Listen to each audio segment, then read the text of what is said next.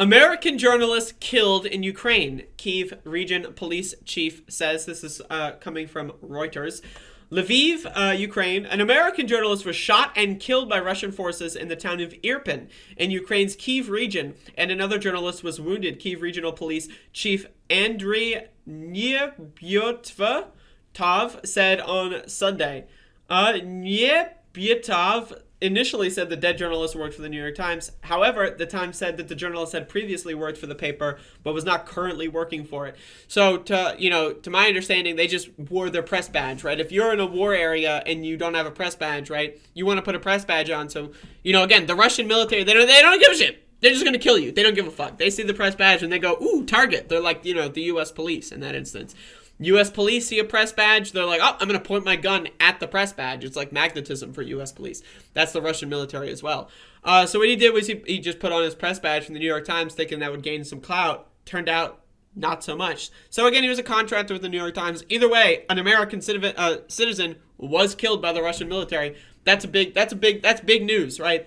Now this, I don't think this is the first time so far in the I think nearly 3-week onslaught. But either way, it's big news. I mean, Russia's also, I didn't cover this story, but Russia was like holding a basketball player hostage over a vape pen. I'm not sure if that's still happening. I'm going to be honest, I missed that one. But I did read some about it. But anyway, we are deeply saddened to hear of Brent Renaud's death. Brent was a talented photographer and filmmaker who had contributed to the New York Times over the years. The Times said in a statement posted on Twitter, though he had contributed to the Times in the past, most recently in 2015, he was not on assignment for any desk at the Times in Ukraine. It said early reports that he worked for the Times circulated because he was wearing a Times press badge that had been issued for an assignment many years ago. Bitov said that Renaud was shot by Russian forces in Irpin, but did not give details of the incident, and he did not identify the wounded journalist. Another journalist was wounded. We are currently trying to take the victim out of the combat zone, he said in a statement. So, not good.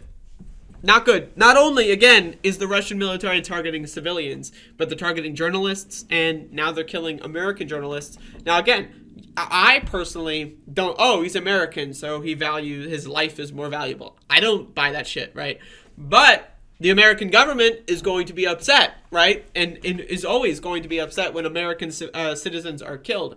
Again, so as far as the U.S. is concerned, they're going to be, this is pissing us off, us as in the U.S., USA as in the country of the United States of America.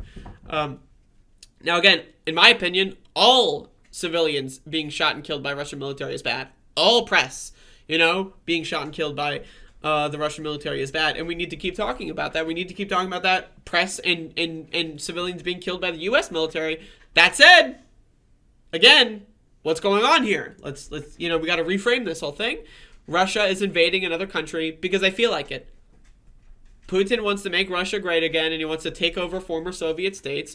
So he's like, Ukraine, they're doing pretty well now. Let's go fuck them up. And they're killing journalists, and they're censoring, the press in their own country. They don't want people to know what's going on in their own country. So, of course, they would want to kill journalists. Of course, the Russian military would specifically target journalists. Duh. They want to censor the truth of what's going on in Ukraine. So, there you go. Not good. Not good.